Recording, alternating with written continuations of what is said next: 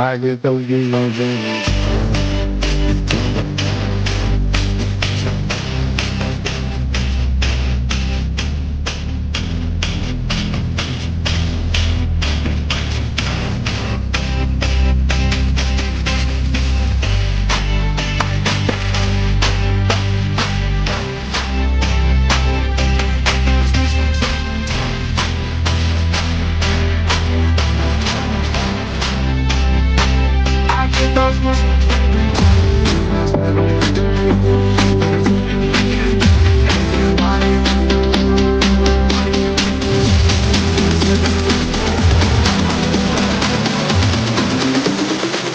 I get those goosebumps every time I'm come around. You're mine, you make everything feel fine. Worry about those cons. I'm way too numb, yeah. It's way too dumb, yeah. I get those goosebumps every time. I need the hype, throw that to the side, yo. I get those goosebumps every time. Good evening, everyone, and welcome to Loaded Mag NUFC Full Loaded Transfer Show. We are back again to talk transfers. And actually, Daz, we were just talking before we went live. It's been a while since we did one of these sort of like transfer-related shows. Yeah, it's been quite a while, isn't it? Yeah, because football came in and ruined it for us. Having to talk about football games and previews and review shows and top table talk and everything like that. So yeah, it's ruined our buzz, Pete. But we're back. We're back to talk some transfers as we get into that last week. But how are you getting on, Pete? Yeah, good weekend. Bank holiday weekend, so we're off again Monday, and then it all begins again for the year. Back in business. Tuesday, you're back. We're back in business Tuesday. So, but no, it's been great. It's been great. All good here. It's nice to have football back, Daz. Nice to have football back. Have some football to watch and think about football for a change rather than all the speculations and nonsense. But how are you, mate? How's things? All good, and I'm all good. Yeah, the away days show you did here with Chris and Neil as well. I was in the zoo that day. That's where I was. We took a family day out in the zoo, so why not something different? But yeah, it is nice to have football back. The first weekend I tried to see every game because I just wanted to watch everything. This weekend I kind of paced myself a bit more. I only saw bits of the game, especially today. But yesterday I saw a lot of the games. But big one tomorrow. And if you've not watched the big match preview, check that out with Neil from the Anfield Wrap. So go check it up in the build up to it. But let's talk some transfers. That's what people are here for. So let's talk transfers. No, Chris actually tonight as well. Chris is making his way to Newcastle. I think. I thought it was the Hill Dickinson Stadium that Eddie Howe was putting in the background, but no, I don't think it was. I think he's on his way to Newcastle. But yeah, you might see him out and about in Newcastle over the next few days. But also smash that like button while you're at it, guys. I was going to say, hope everyone is well and had a good weekend themselves. Ready to lock in for some transfer talk and some general Newcastle United talk. Get your comments in, super chats, all that good stuff, and we'll get it up as the show goes on. But look, there is one place to start, and we'll get this out the way as well. And it's obviously Alexander Isak and that statement and what it means for Newcastle United. I'll just run through a couple of things. Since that moment in time, the guys at NUFC blog managed to get an image of him training, looking very despondent and not really interested in his one-to-one training. Alexander Isak. Just a reminder of Luke Edwards' comments on the night that statements dropped. He still thinks that Alexander Isak is staying at Newcastle United. Not just Luke Edwards, but today, if you haven't watched it on Sky Sports News, Craig Hope was on this morning around 10 o'clock and actually talked about it with other journos on the Sunday Supplement, with friend of the channel, Dom Chef. And he mentioned on there that he believes Alexander Isak is going nowhere, that he is staying at Newcastle United this summer. Daz, I just want to check in with you. It's been a while. People in the chat as well, get your opinions on this. Where do you see things now? The statement's dropped. There's been almost kind of a sea of silence. Nothing's really been said. Eddie Howe has talked about nothing really happened in those days after the statements dropped, and he talked about that in his presser on Friday.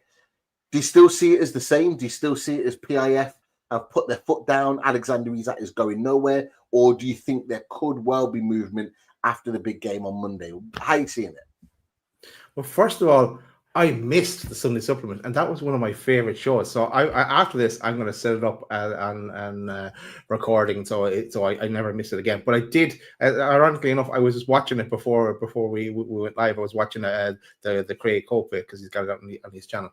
But for me, that night, everything was shut down. I'm not even thinking about Isak going anywhere now. He's staying. I'm thinking about the reintegration part and how that will slowly build after that Liverpool game, and when he will be back with us, and how that's going to go down really, and in that fashion. I don't.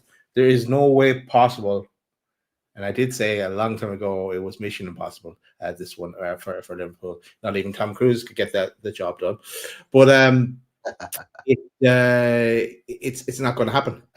We don't have the two strikers that we need. We don't even have one striker that we need, and Liverpool are so far apart in their valuation compared to us as well. So it's a no-go. It's a no-go this summer. Who knows what will happen after that? But yeah, look at. It must have been awkward, very extremely. If it wasn't awkward before that, it must have been extremely awkward him coming back into training on his own and with everything else that's gone on top of that. And I know in Eddie's presser, he said that he hadn't been talking to him this week, so it's just okay. Just I think they're all on that side of things. On Newcastle side of things, anyway, they want to just fast forward to the 1st September, and they can just it's has to get resolved then internally to move things on. Yeah, I'm with you. I'm with you, Daz. With regards to Alexander Isak, I'm of the opinion now that he stays at Newcastle United. And look, lots of Newcastle fans will be listening to that and going, "Yeah, but we don't want him to stay. He's this, that, and the other." Well, yeah, me and Daz both feel exactly the same. Chris too. But the reality is that we're in a position where I don't think the club want to let him go. For me, more so than even more so than the two strikers, that we have to get in to be able to genuinely replace him. I just think the owners are putting their foot down and just going, nah, we don't want him to go. Now, if anybody listened to the Sky Sports podcast that Pete Graves and Darmashef normally do together, Pete Graves is away, so he wasn't on that. But Julien Laurent's friend of the channel, actually, he joined Darmashef for that particular podcast, and it was really interesting what he said. Now, basically, what he was saying was PIF have made this decision on Isak. It's not Eddie Howe. It's not obviously the CEO because we haven't got one. It wasn't the Newcastle board. It was PIF that have made this decision on Alexander Isak, and they're the ones that have put their foot down. This is not about money. This is not about value being matched for Alexander Isak. This is about them showing that they're not going to be pushovers. It's them showing that the club is not going to be pushovers, and I like that. I like that. We said that at the time when the statements dropped, that the club, backing themselves and making it difficult and not letting teams get their own way with Newcastle United and their players. And it feels like that they have stepped in and gone, nah, enough's enough. We're not having this carry on any longer. He stays, end of story.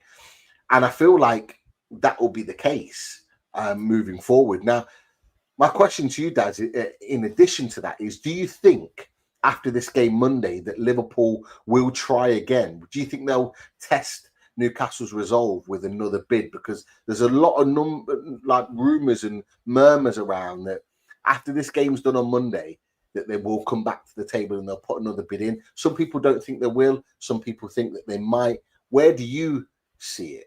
in your opinion? Well, they'd have to get some encouragement to do so, because they just look stupid if they just blindly bid like 115, 120, 125.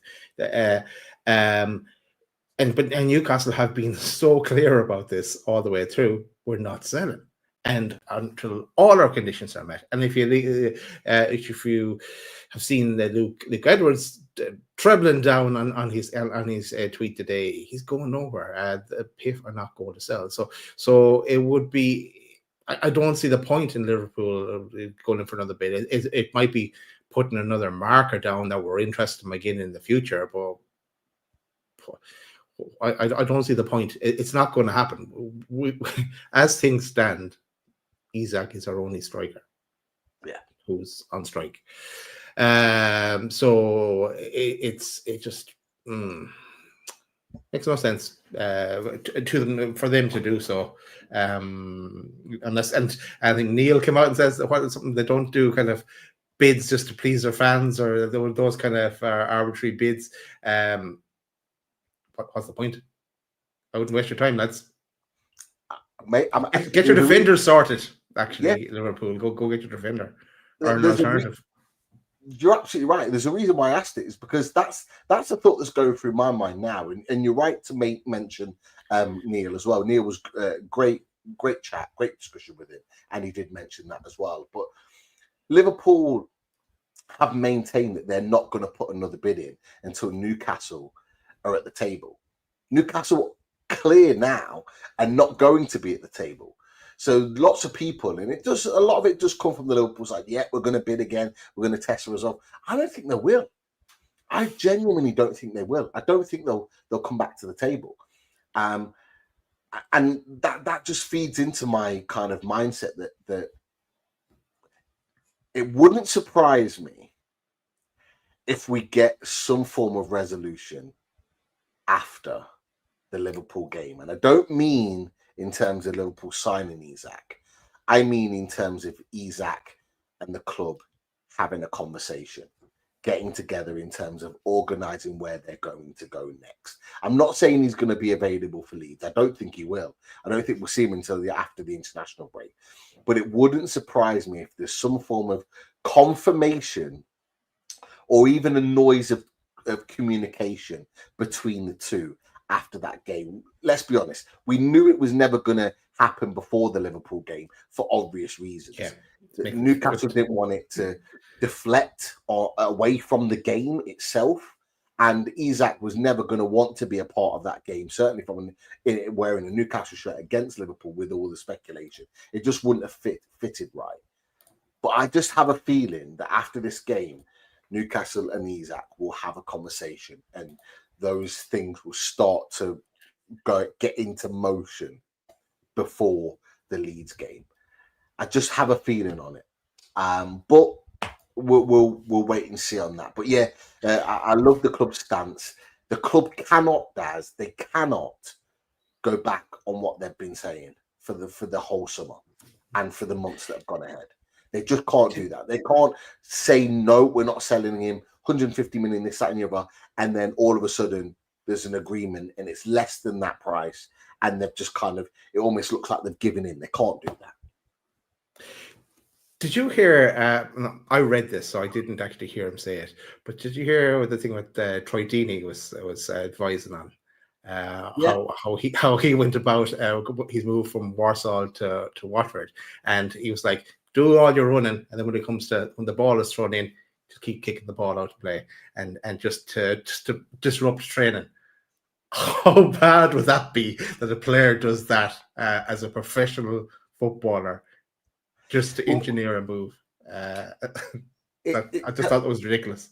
It is ridiculous. It is ridiculous. But honestly, Troy Deeney in the last year has really kind of fallen into this like clickbait, rage bait type conversation.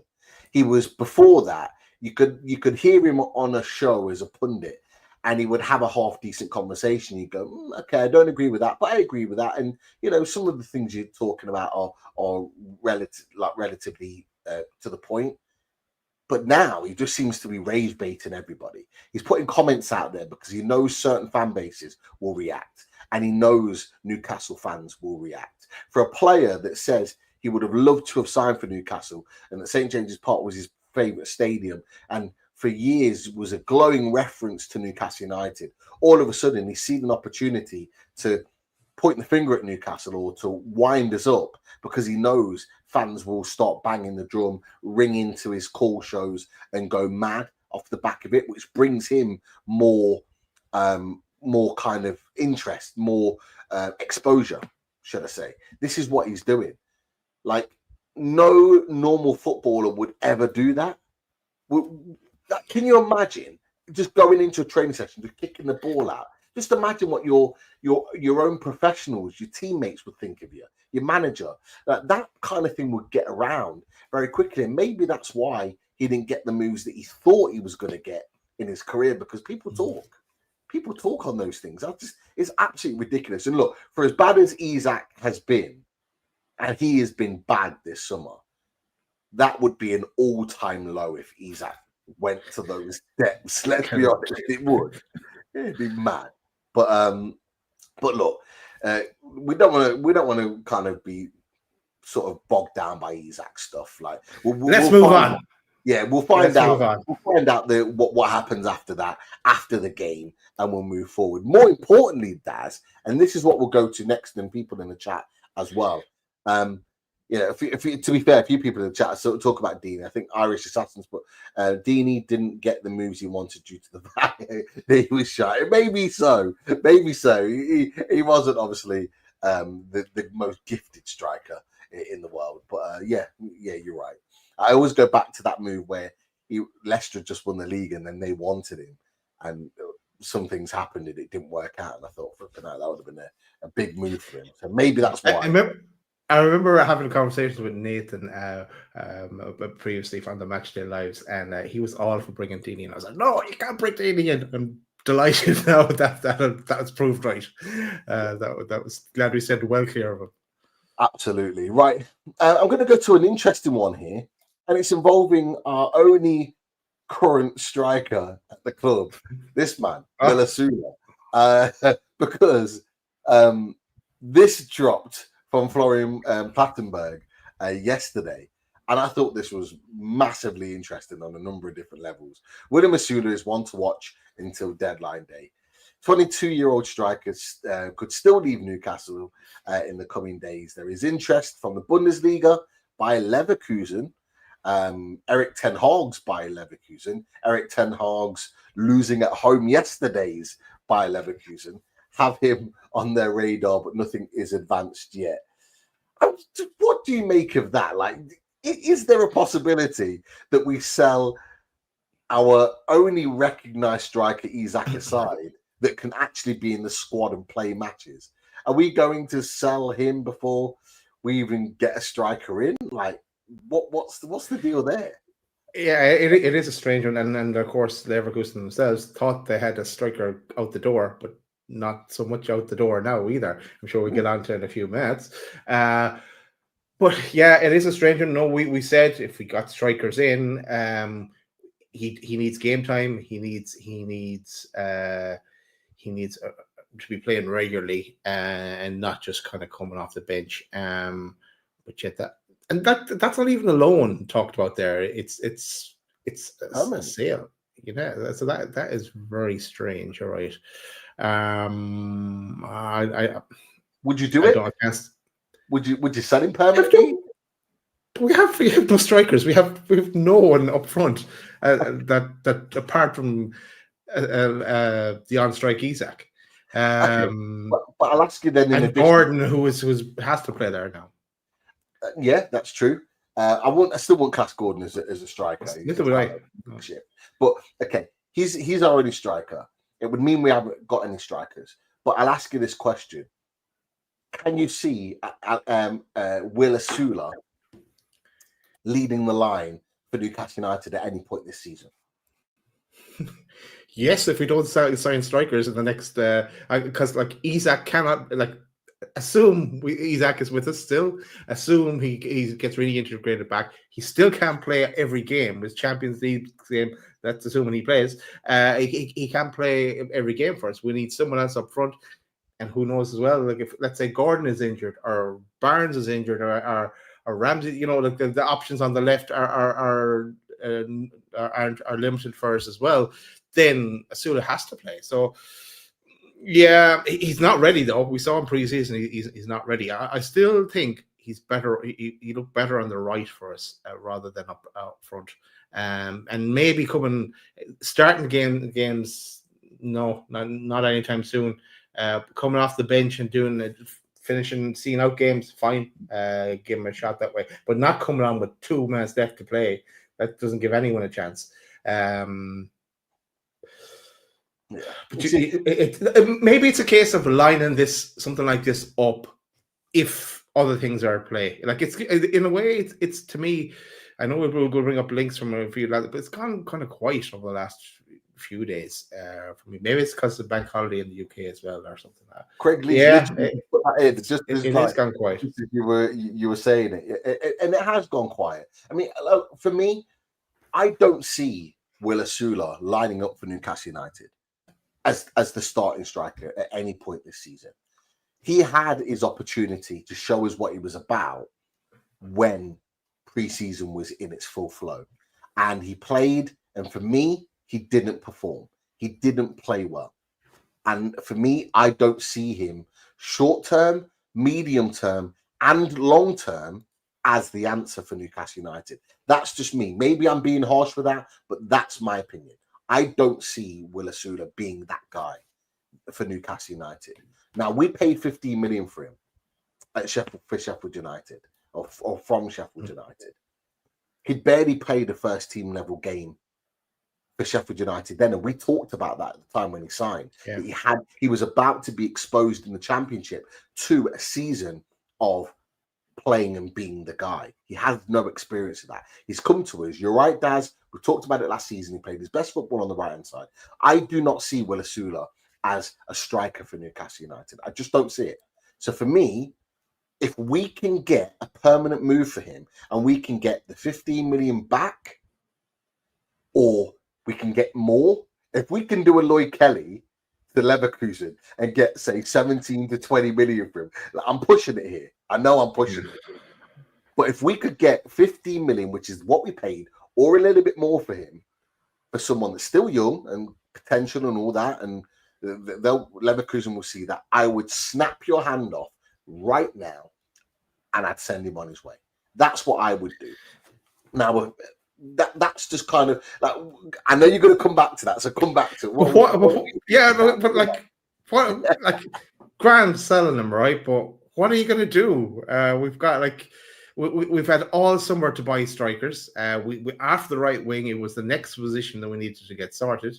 We knew Wilson waved goodbye and tears, the whole lot. We knew that was done. Why haven't we got someone over? And I know we've tried on different occasions with different players, and we've been gazumped by teams at maybe around the top of the table longer than us, let's say. But there's other strikers out there. Why haven't we done something? You said, what do we do? What do we do if Leverkusen come in for him? Well, I wasn't going to go here, but I will, because lots of people have mentioned his name, and he's a player that plays for Leverkusen. Why don't we do a trade for this man? my guy, Victor Boniface. Here's the time to bring him back. I wasn't going to discuss it right now, but if Leverkusen, yes, you were. No, not right now, but the conversation's gone that way, so we could bring Boniface to the table. Look, if Will Osula, if Eric Ten Hag wants Will Osula, great, fine, pay us the money. But in return, why not go for Victor Boniface? Because what we know is he was on his way to AC Milan, did all of his medical tests in Milan, went back, waited for those tests, and now the deal's off. Fabrizio Romano's reported today, the deal's off.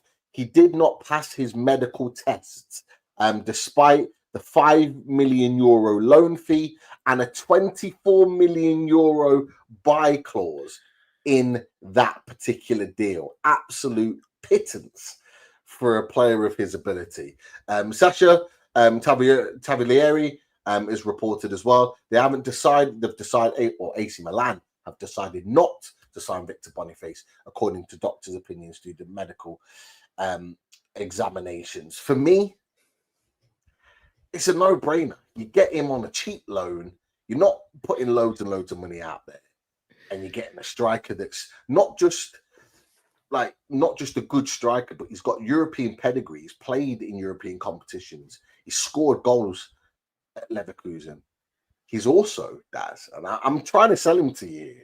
He's also a player that can play as a number 2 striker. So there is times during his time under Xabi Alonso where he's come off the bench and still put the ball in the net. So even if he wasn't the leading guy, he could be that second fiddle and someone that can put the ball in the net. What do you think? What do you think? What do I think? Well, let me bring the value down for you, Pete. This has been the haggling back and bring the value down. He's a great age. Great age. Yes, dude. What age is he, actually? I think he's, what is he, 25, 26? Let me just have a gander.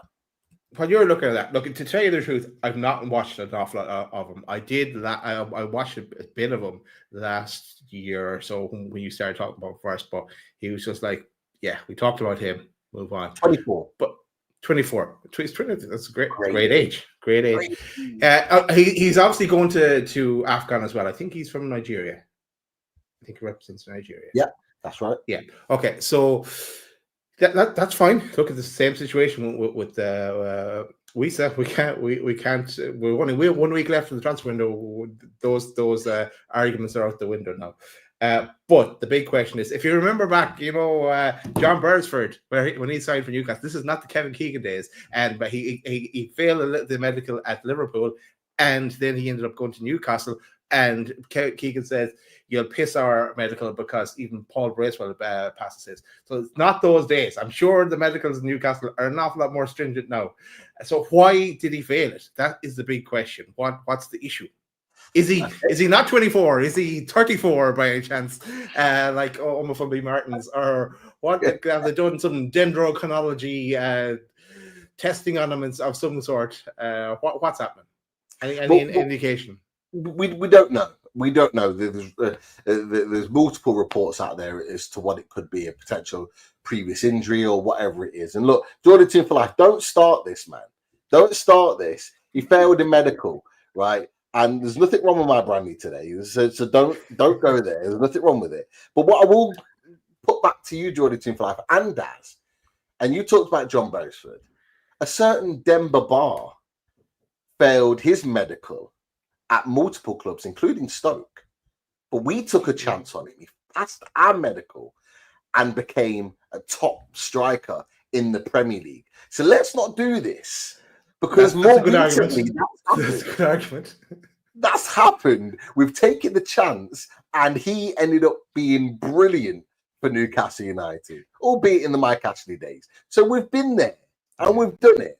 So let's kind of like. If you give me the same deal, I'm open to this, right? Even though I haven't watched an awful lot of them, as I said, in the last while, but like you highly rate him now. Obviously, you've been talking about him for a long time, Pete. So we'll go with your judgment on this one. Interesting to see if that comes into play now, and it must have come into the thinking of Newcastle. Hey, they're selling Boniface. Where there's talks of Sula here, so there might be some kind of linking of some stage at some way. But I don't know. I've been talking for a while. I found this tweet. It popped up when I was looking at Boniface. It doesn't say the date on there, but that was 2023. So we're going at least a couple of years ago. And I did say it on our channel way back when. Get him to Newcastle United. So that's just my proposal. In the Will Osula situation, if Leverkusen won him, you should have clipped up the date. Sean Casey wouldn't have let that one slip. He would have had the date in there as well, the time of the date. All right, I've got it. I'll find it. Look, if I believe you. I believe you. I know you believe me, but we'll revisit this if it materializes. I'm just suggesting a potential deal if Osula does end up going to Leverkusen. I think that's a deal that's worth being done. But let's wait and see. Let's wait and see what materializes. I don't have a picture, but I was just thinking today, and just someone has put it in the chat as well. I know I'm going off on a bit of a tangent now, but this might be better when the shows go like this. But Jimmy says Nick Waltermaid. He brings up because we know the situation with him. We all thought he was gone to Bayern, so we didn't even look at him any further. After we did a bit of analysis on him couple of months ago, but that still hasn't happened, and it looks like they've gone in a different direction as well. So he is one, and then I started thinking to Football Manager, and started thinking of Nilsson Whisper. Is a player I did bring in, and he's played from Mons 05, and he is someone that was linked to Wolves actually, and I thought, okay, if the Wolves are going there, and it could be linked to the Larson, but I think today they have at least have a verbal agreement that he is going to extend his contract. But someone to watch in the future, and Nelson Whisper. Anyway, aside, but back to Nick Waltermaid, because could he cut it in the Premier League? He looks class, but could he cut it in the Premier League? It's the big question I think for him. I think he could.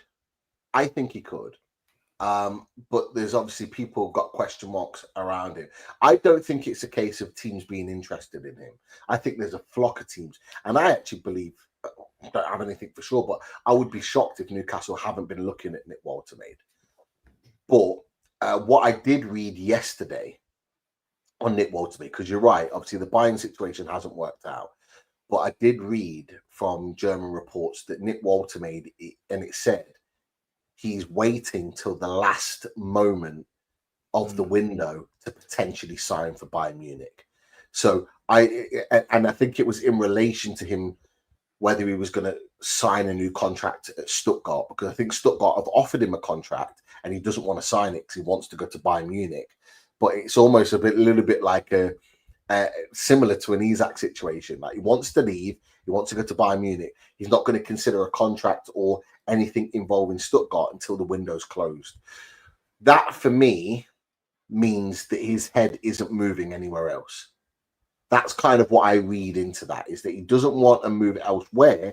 It's kind of like Bayern, or he'll stay at Stuttgart and develop there for another year. That doesn't mean that in January or next summer that changes. It could well change, and there could well be other alternatives there. But although I'd love Waltermaid at Newcastle United, I don't see him being a genuine target between now and Monday. I would love to be proved wrong, but I just don't see it. We haven't had strong enough links. Like some of the players we're going to bring up in a second, we've been linked with for weeks now. They seem to be the ones on the radar, not Nick Waltermaid. So it seems like he's not a player that we've been looking at. But this is why the show is titled "Chaos Incoming." It goes mental that last week. We've been following up a line of inquiries with a lot of players that Eddie has liked to look out for, players that we have gone for before, or been in conversation with before, or talked about in the same circles with before. The last week, it could be a game changer here. It might. Nothing. We could be still here on the 1st September or 2nd September, and nothing has happened. Nothing's changed. Yeah. But the thing, I imagine that they will push the boat out on a few targets, or half targets, and a few inquiries, let's say. And there could be a domino effect on other things as well. Someone brings in someone, so that someone else it becomes free, or maybe we should have a go at this player now because they're after bringing in player X. So it'll be interesting this last week, I think. Yeah, Jimmy Watt said money talks, and I think that's a fair point. Money does talk with a lot of players. If it gets to next weekend and there's no movement on buying, and it's not looking like they're going to sign anybody, maybe he does look in a different direction, and that deal can be done. there's a lot of potential there. So you're absolutely right. And look, I would love to be proven wrong, because I would love him to be a Newcastle United striker next season. I think, look, he's not the finished article, not by a long shot, but his raw abilities for someone so physically tall, I think we can mold him into a quality player. And that's the key, Daz, for me. Is it molding into a quality player? Because, and we're going off on a bit of a tangent now, and I'll throw this out there, because there's been a lot of stick for a couple of strikers, a couple of players, in fact, that we've been linked to over the summer. One in which was James Trafford, who made a bit of a mistake or two against Tottenham yesterday. He's been getting a lot of stick off the back of that. And then the other one is kind of Benjamin Sesko. He hasn't really been doing too much for Man United when he's been coming off the bench. He didn't really do too much today either. But to be honest, Daz, get your thoughts on this as well. I kind of expected that from Trafford and Sesko, because they're not playing for Newcastle United. They're not playing for a manager that develops players, that makes players better. They're just not like Pep can mold a player and make him better. Of course he can. Outfield player. I don't see that in Ruben Amorim. I don't see Amorim making Sesko a better player. And this is the thing, like these players coming to Newcastle United, they're coming, like Jacob Ramsey said, he signed for Newcastle United ahead of West Ham and others because of Eddie Howe and what Eddie Howe does, and he develops players and makes players better. What do you think about that?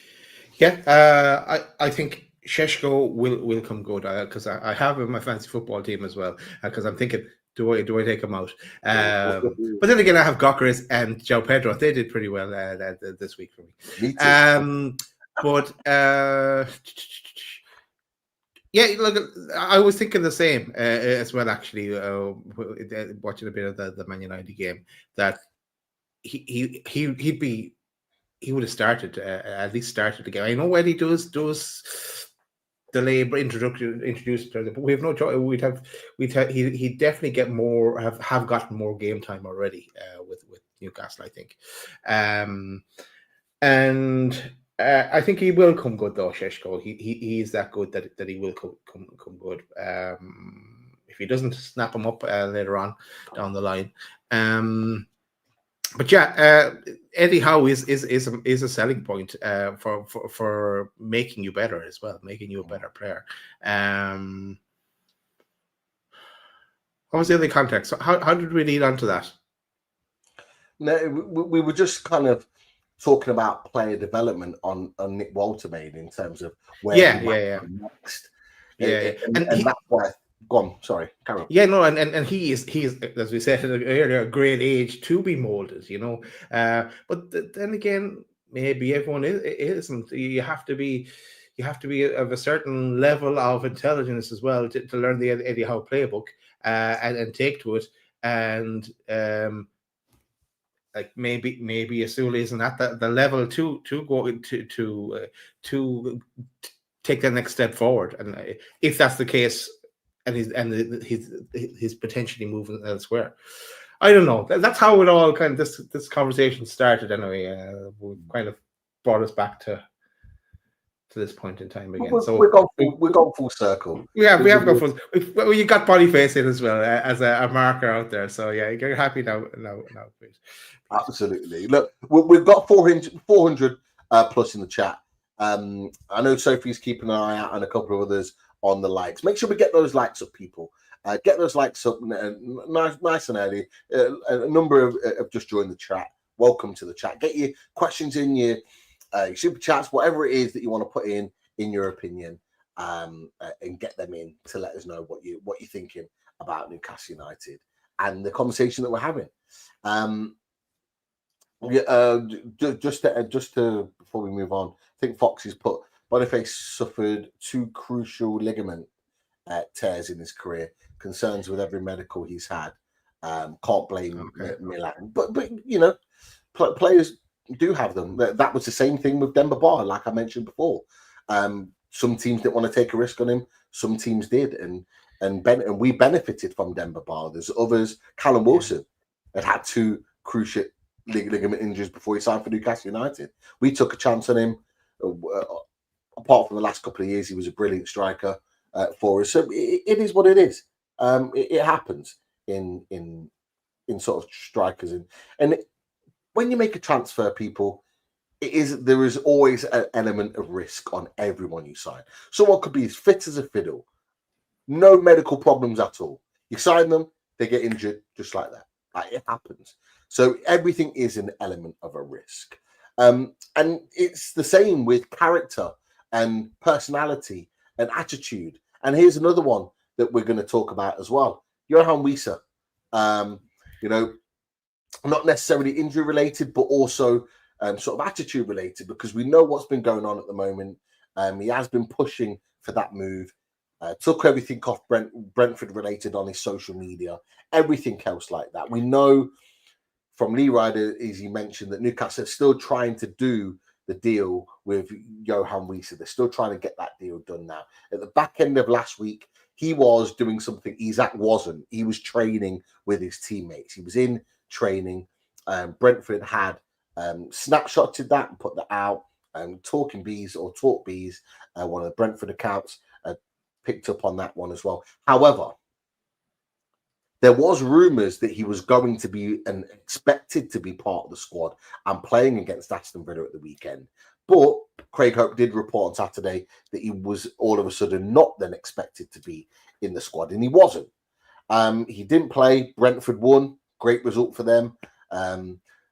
Unexpected result as well against Villa. But Keith Andrews has hit out on Johan Wissa after that game and claims that Wissa owes him after the rejected sort of 40 million offer that Newcastle have put in for him.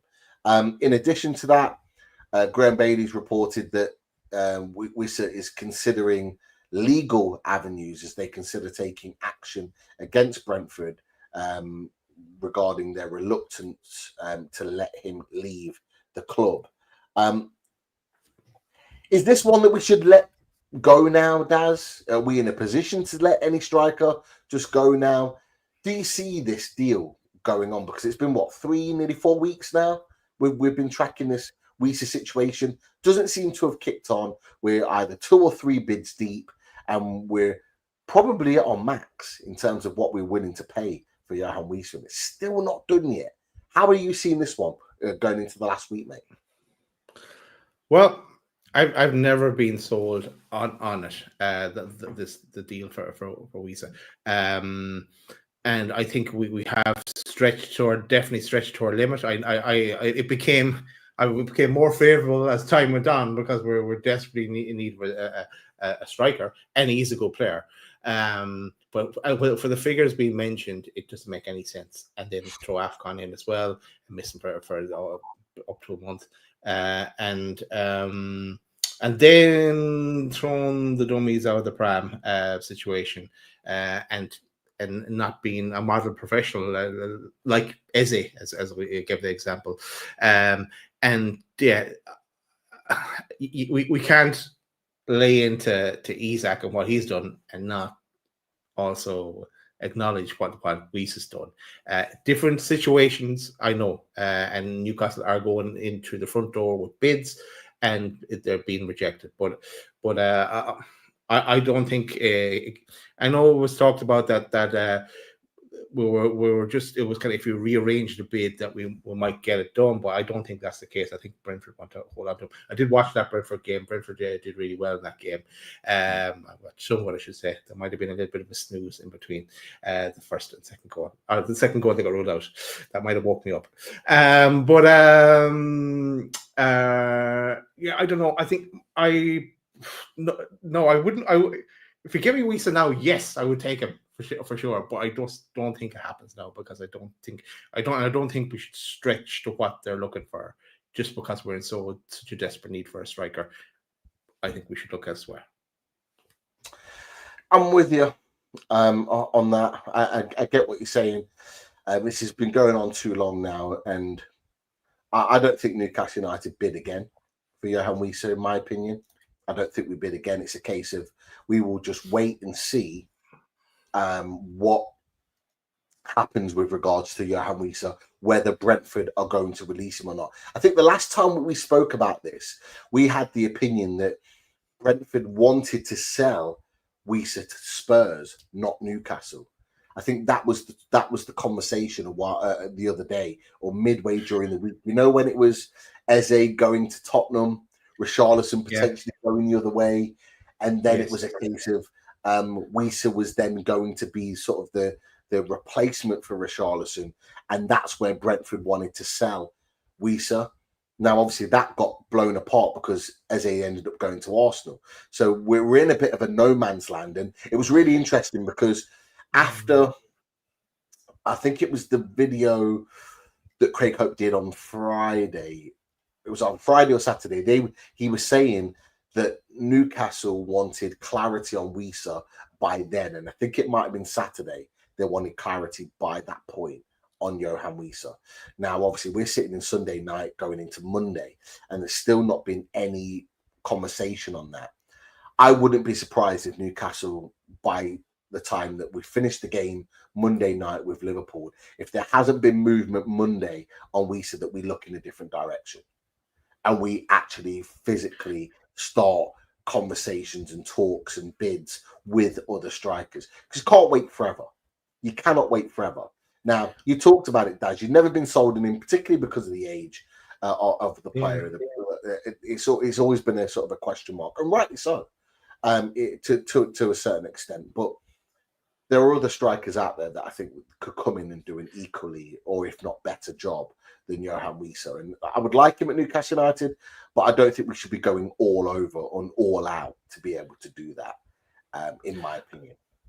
What you described there, I didn't hear. I did hear the link up with the Richarlison going to as part of the AZ deal, let's say, or whatever. But I don't see what's in it for Brentford there. Why would they favour Wieser going to Spurs over going to us? Thomas Frank. That. I know you, Thomas Frank, but is that all? Surely Brentford has moved on from Thomas Frank, and they should be getting worried about getting the best deal possible for Brentford, not caring if it's not like we're a rival club to Brentford. But that's why it's so weird. That's why it's such a weird situation.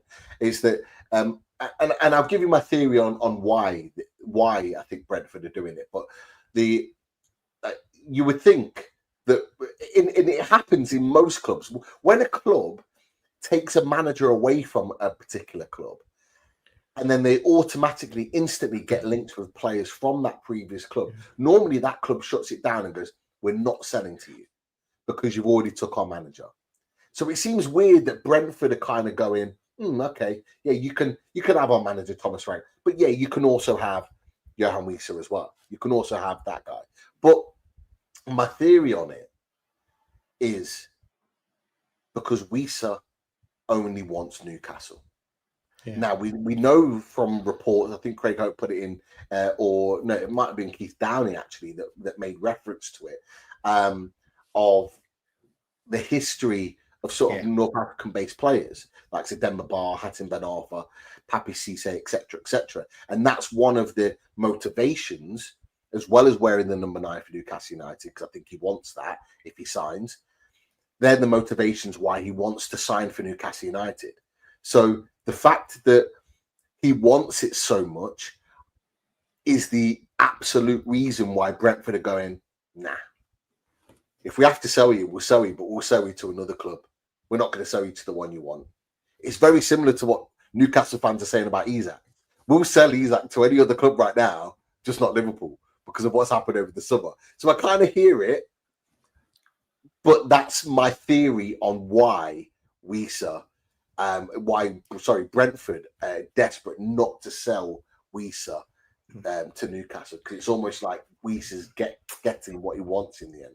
Does that make sense, or is that it does? And it could be that Brentford fancy being the next Brighton, and Spurs being their Chelsea, and they can start offloading players left, right, and centre, and have this little relationship that none of the actual fans like of Brighton. Yeah. Doctor by Design said the director of football is Geordie. Yeah, Phil Giles is a Geordie, Newcastle fan as well, reportedly.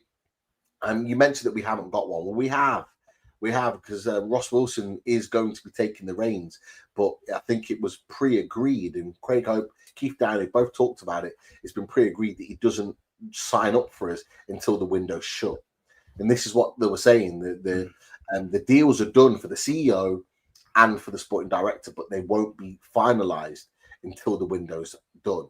So I think what we'll find is after September the 1st, after next Monday, I think you'll find a swift announcement on both of those appointments. And I think with the CEO coming in, might well have a direct impact potentially on what happens with regards to announcements. There's been rumours about an expansion of the training ground. We haven't had an update on the stadium. I'm not saying we'll be having an announcement on the stadium soon, but there might well be an update of some sort. We don't know, but I think they want their people in place before these things are announced. So that's my assumption on it. I've got no sort of inside track on that, but that's kind of my assumption on it. But yeah, it is expected that those people are in place after the window closes. So that's just kind of that. But the Weeks situation is an interesting one. However, one that continues to just kind of eat away at us constantly as we're going along, regardless of whether we want it or not, is this man here, Nicholas Jackson. So Nicholas Jackson reportedly of interest to Newcastle, Bayern Munich, and the image of the badge in there is not present, but Aston Villa too.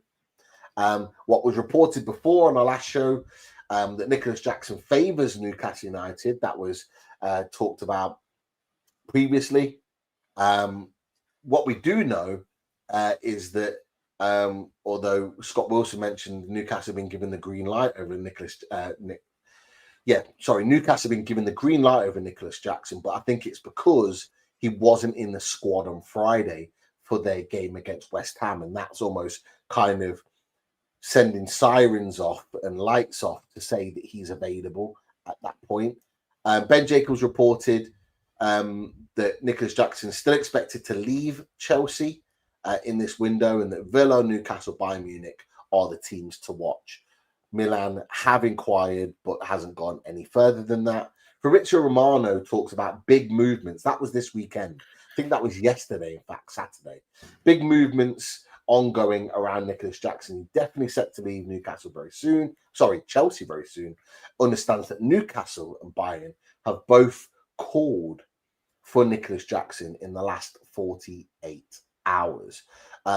What then transpired off the back of that is that the head of sport at Bayern Munich after the weekend said Nicholas Jackson is not a topic for us. So that kind of threw a bit of a spanner in the works. So that maybe puts Bayern Munich out of the race, which then leaves Newcastle and Aston Villa.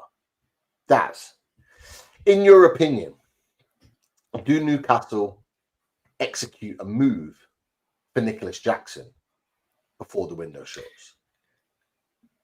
All the way through, I've been no. And as we get closer to the deadline and we get more desperate, I'm thinking, how about that loan? And then we can get a look at him. And does he go mental in Newcastle city centre and go missing? I don't know.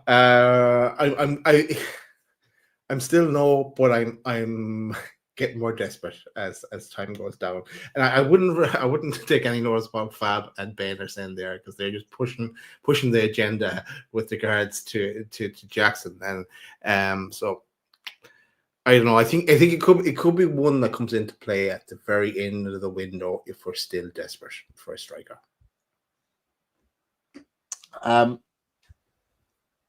I think the longer this goes on, there is a higher chance that Nicholas Jackson and Newcastle United could potentially do a deal.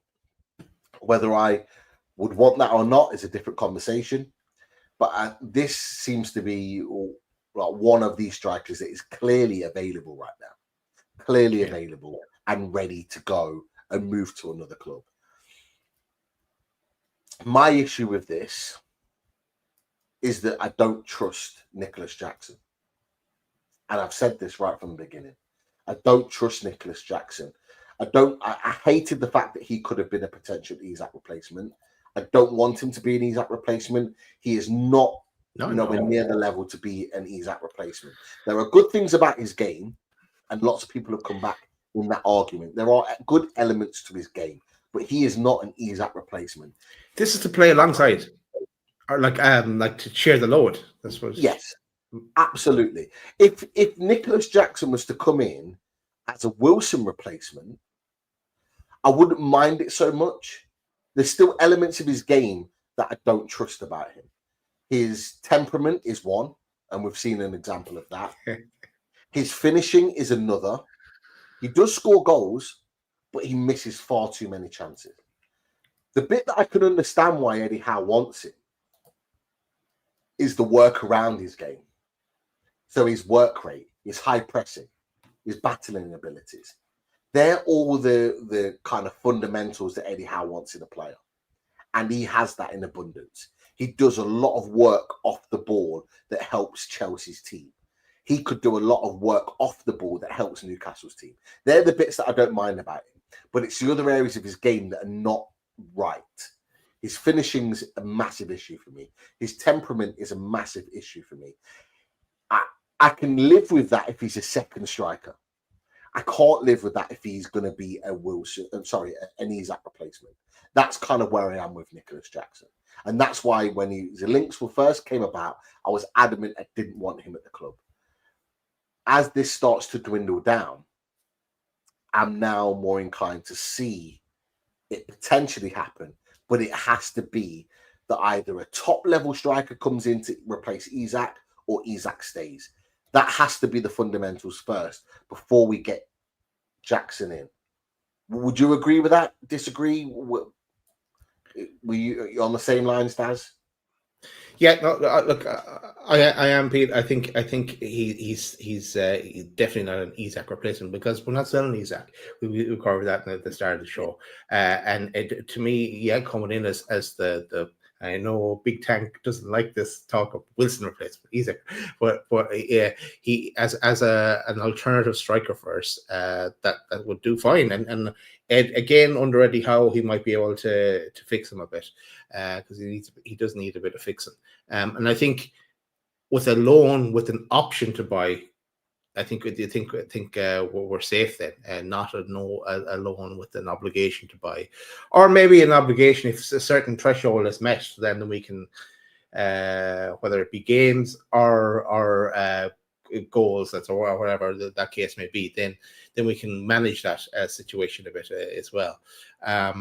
So it do, and I know a lot of people probably go, no, still we don't want Jackson. And look, I hear you where you're going there with that, but as things go on and we don't have a replacement, I think that could be the case. And the other thing actually is that Chelsea, the investment company there, Clearlake, PIF have certain kind of shareholding in that, so they're able to do business, let's say, as well. So there's some way that could potentially get done later, but let's see. It's not. I don't think that'll happen on Tuesday morning. Let's say. I think that's for later in the window. So yeah, let's watch that space along with a lot of spaces. Yeah, well, I think if we're getting to Saturday, Sunday moments and the striker's still not through the door, so if we're looking around that game away at Leeds and the striker's not through the door, that's where I think Nicholas Jackson could well be an option by then.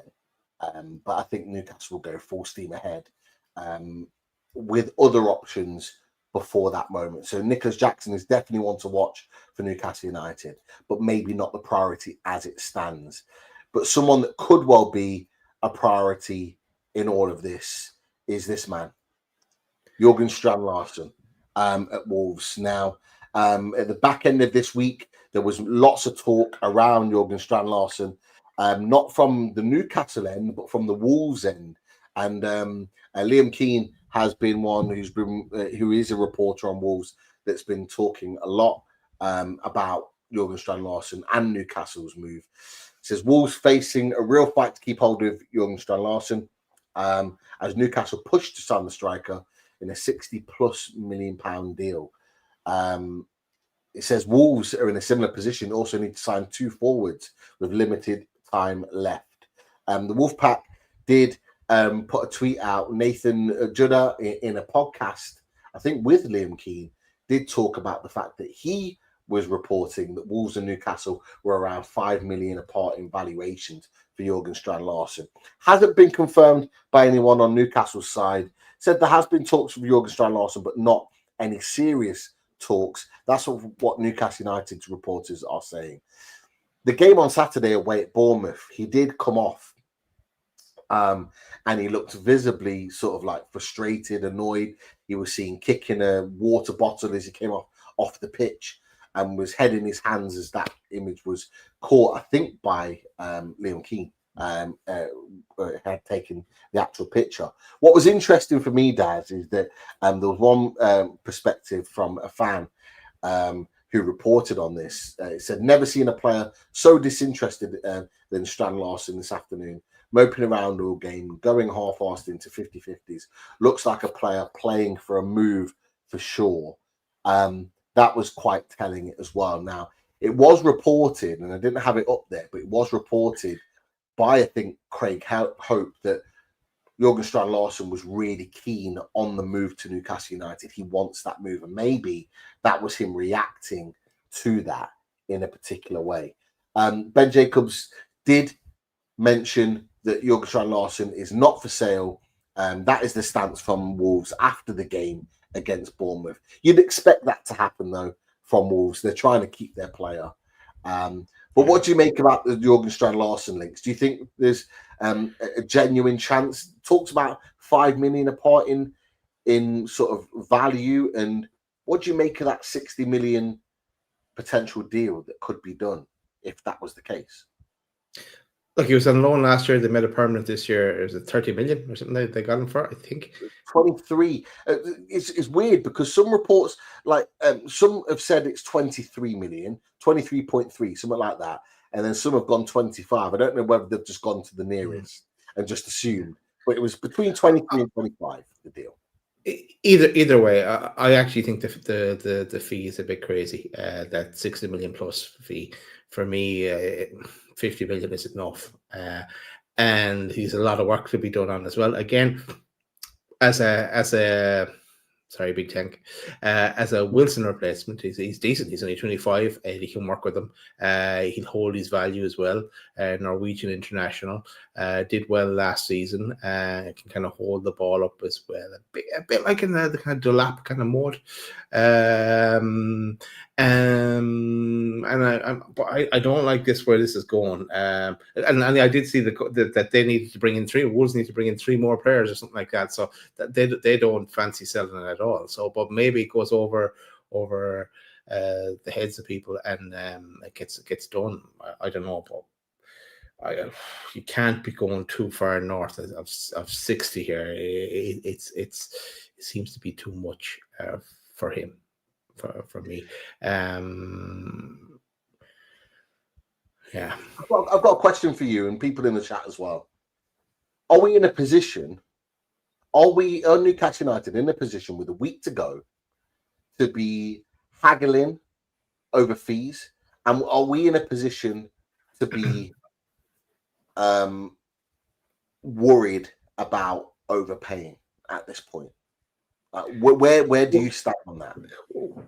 I think we are still because we've got to keep the bigger picture in mind as well, and that's why I cut off at Isa. We've gone far enough. We've gone too far with Isa already, and here the situation. I think that 60 is well at our limit. I don't think we should be going any higher. That's why other options on the continent, maybe not Premier League based, maybe have not played in the Premier League. We should consider as well. That's why Walter made, as we talked about earlier, he'd be in around the same kind of bracket. And do they want 75 million euro or something like that? That's the figure they want to buy Bayern Munich to pay. So 65 million the Walter made. Yeah. So yeah, but yeah, this now he's doing a mini Tridini there. If he's getting down on tools in a game, or disinterested is what was said. He didn't come off injured though, as you said. He just came off that he was substituted. Yeah. Okay. There was no report of an injury. Not that I've seen anyway, unless someone's spotted something that I didn't. There was no report of an injury. They just brought him off. Obviously, Wolves didn't play that well, but I think I'm assuming it was the way he was playing. He obviously doesn't want to be there, and it's obviously a difficult situation for Wolves because they're going to be fighting for their lives this season. Absolutely. And to be fair, John made a good point in the chat. He mentioned that he said, regardless, Newcastle United are always going to be overpaying. And this is why I asked the question, John, is because, with 7 days to go, we've had, 3 months to sign a striker. We've gone all in on a number of strikers and not got the deal done because they've chose other clubs or the clubs have outbidders. That's fine. But with a week to go, there is no doubt in my mind, forget Isak for a second, whether he stays or he goes. As we've talked about earlier on the show, and Daz has just said it a minute ago, Isak's more than likely 90 to 10 going to stay at Newcastle United because of the situation and because of PIF's standpoint on that. So that's a non-factor for me right now. We absolutely need a Callum Wilson replacement. And I'm convinced that we will sign minimum one striker between now and Monday. We will sign a striker. There's no doubt about it. But you're looking at next Monday. May well be like on deadline day. But like you look at the strikers that we've been linked with: Johan Wieser, Nicholas Jackson, Jürgen Strand-Larsen. There's one more that we'll talk about. I brought to the table Victor Boniface. Lots of people in the chat have talked about him as well with his move to AC Milan, falling flat. There are strikers out there that are available. Another striker that's not likely to move, Daz, him, Samuel Agahawa, is because of his injury. That situation is not likely to happen. Apparently, Porto are asking for a ridiculously huge fee as well on top of that because of the fact the window's closing. We are not in a position to pay, to be worried about how much we're paying for a striker right now. We just need a striker in my opinion. So for me, if we're paying 60 million for Jürgen Strand-Larsen, I'm with you, Daz. I think that's too much to sign a striker, but we're not in a position to argue that because we desperately need a second striker. We can't go into another season worse in our striker department than what we were last season because we had Isak, Wilson, and Osula. At this point in time, we've got Isak that's not happy and not playing matches, and Osula. That is worse than what we currently have right now. We have to get a striker in. And so we might have to overpay to get that guy through the door, in my opinion. That's just kind of where we're at.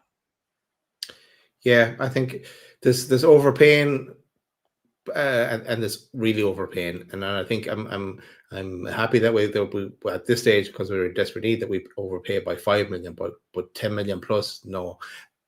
Two questions. Think of them. Samuel, I can't see any confirmation. I know he's not. Someone said asking why he wasn't playing for Porto tonight, but he's injured. We know that, and there's no confirmation of what the injury is, how long he's out for, or anything like that. I haven't seen anything like that. I've not seen anything. And to be fair, I haven't really looked for it. To be honest, I've looked for it. I haven't been able to find it. And the other thing is that makes it difficult for us in talking to Brentford, to Wolves, to anyone else. Is they all know we went in for João Pedro, we went in for Ekitike, we went in for Šeško, and we went in big on those players, or we were talking about going in big in certain cases as well.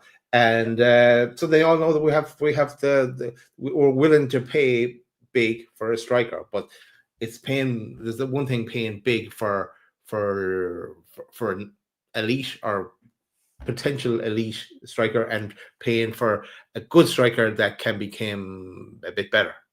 That's. I think they all get better now under Eddie Howe, but it's just.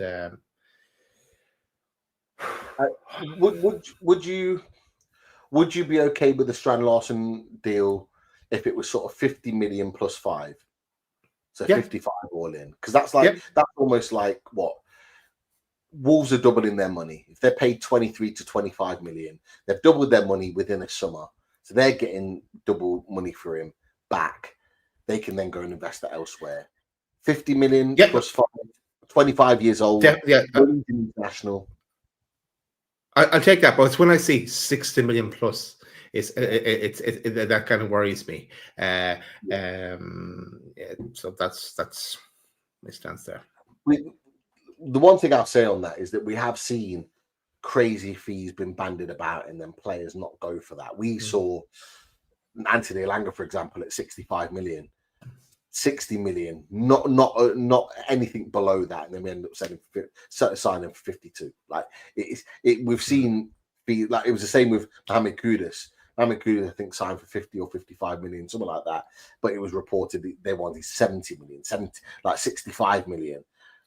These fees sometimes are kind of just like over exaggerated because they're trying to scare off teams, and the fee that's actually negotiated is not anywhere near the case. But let's wait and see on that. Like the other striker is a new one to the mix, Daz, and Craig Hope brought this one to the table as well, and it's Alexander Soloff at Atletico Madrid. Now, Craig Hope did report yesterday, I believe, that we are exploring 2 or 3 striker options as we wait for progress on Johan Wissa. We've talked about Jurgen Strand Larsen. We've talked about Johan Wissa. The new one is Alexander Soloff of Atletico Madrid. Now, 29 years old, scored 20 plus goals for Atletico Madrid last season, some of which were coming off the bench. He's almost won himself into the team by his goals and performances last season. What do you make of this potential deal with Alexander Soloff? There's been a little bit of excitement with Newcastle United fans of the potential of getting someone of his ability. Are you intrigued by this signing? Is this something? Of course, we're kind of desperate for a striker, but is this someone that you'd see as a viable option for Newcastle to take? Okay, I'm going to ask you the question in a second: is what potential price he might be? I know Chris had this in our chat as well. At that stage, I was like, "Oh, here we go again, another name." Yeah, look, 29 doesn't appeal to me. Him being 29, but he's not going to AFCON, so that's all. But he was also at Crystal Palace at one stage of his career. Didn't really hit it off there, but he's proved himself at Atletico Madrid. I'm sure. I imagine he was there at the same time as Trips as well. So Trips would give the inside track on him. But it would depend on the fee. Only been there 2 years. Oh, okay. So not 2 years. Tell a lie. This is his second year. Sorry, going into this season. So he was only there last season. Apologies. Okay. They're signing from Villarreal. Yeah. I don't know an awful lot about him. I've seen a few goals from him. Why is he falling out with Simone as well? What's all that about? But I'd say that'd be easy enough to do.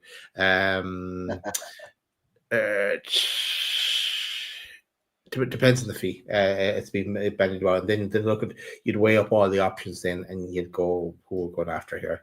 And I like, are we in the mix just because he's had a falling out with Simone, or does Craig Hope have something solid that we're actually looking at him? You know, I don't know. It's an easy link to make. We're looking for a striker. He's after falling out with his manager.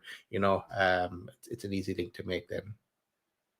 Absolutely, it is, and he has fallen out with Diego Simeone. There has been a sort of an issue there. He's had to fight his way right from the beginning to get into Diego Simeone's team, and when he's got there, he's actually played really well. So he's kind of fought his way in, but I've not looked into why they're falling out and whether that's actually become common knowledge, but it seems like the falling out has been big enough to the point where he is considering his future. And I think that's what's raised the alarm bells to Newcastle United. Now, what I will say about this is that we're back again in a conversation with a striker that's 29 years old. So he's in the same boat as a Johan Wissa. So his age may well, for some fans, although I will say the Alexander Sorloth issue and his age doesn't seem to be as much as a problem as Johan Wissa's was. From the reactions that I'm seeing to fans, and that's quite that's crazy. That's crazy, Pete, because Wissa, if I'm Eddie Howe here, Wissa has done it in the Premier League, whereas the other guy, Sorloth, I think that's how he pronounce it. He hasn't when he's at Palace. So if you're doing like for like and all being equal, if we take Afghan out of the equation, Wissa's your man then. But with Afghan as well, but Afghan is like this. Afghan isn't on every year, and he, who knows, he might only be gone for 2.5 weeks. He's representing Congo, so yeah. If it was, yeah. No, it's for Eddie to decide. Not us. It is, but I think you made a good point.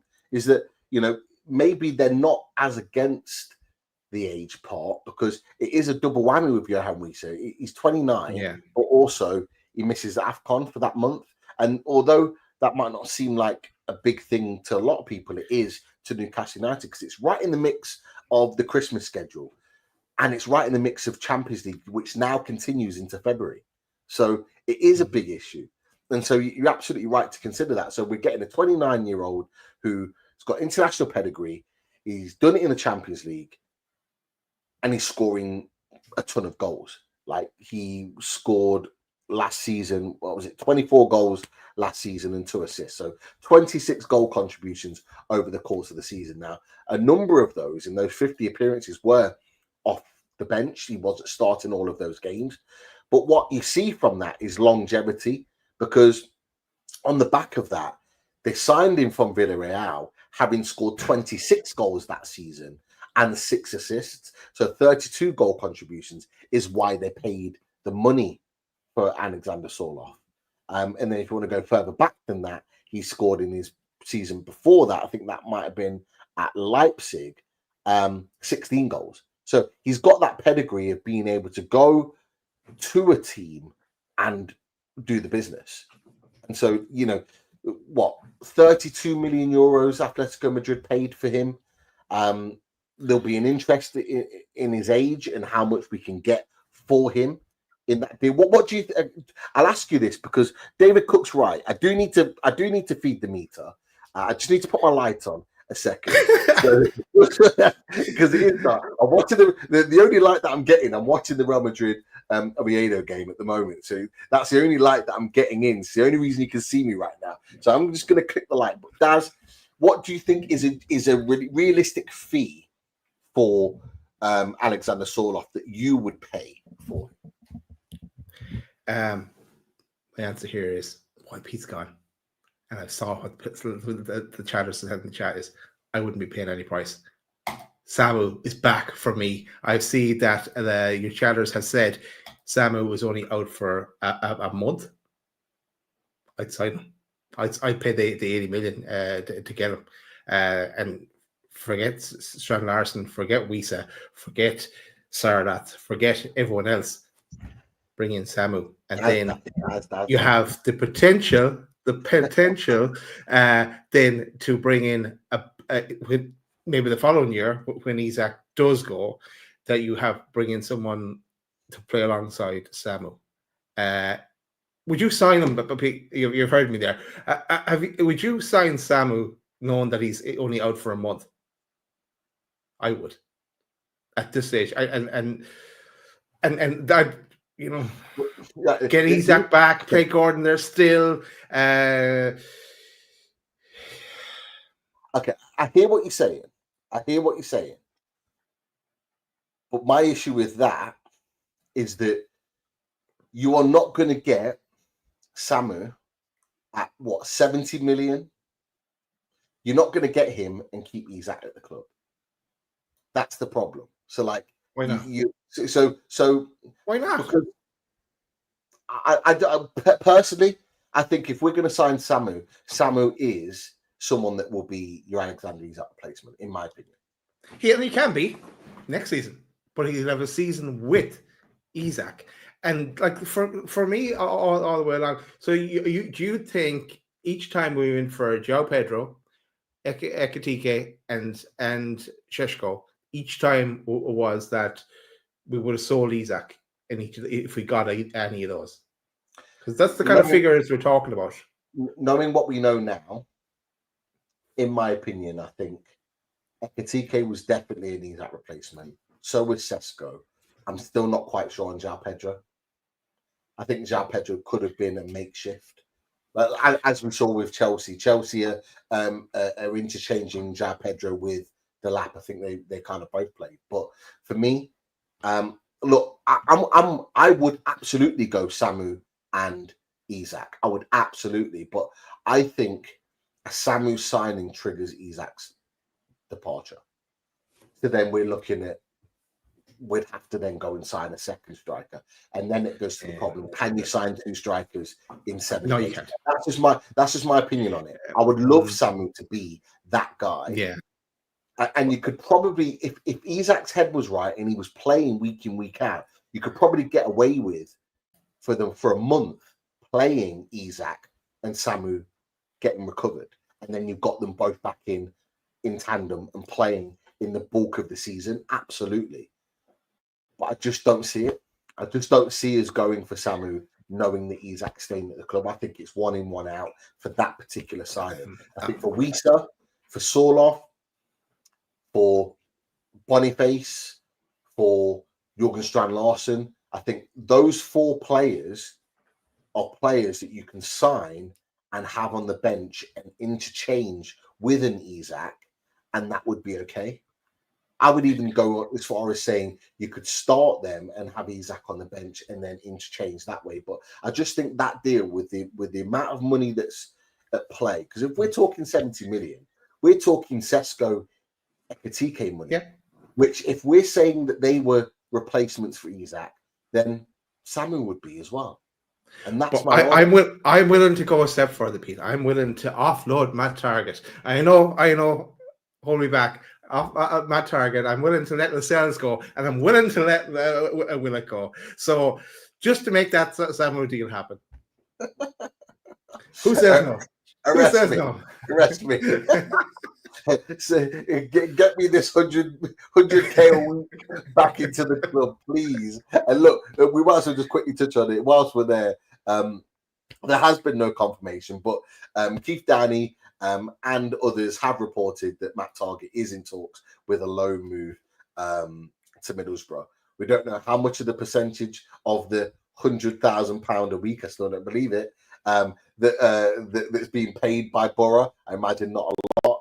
Alex Cook has also reported that he's set to join.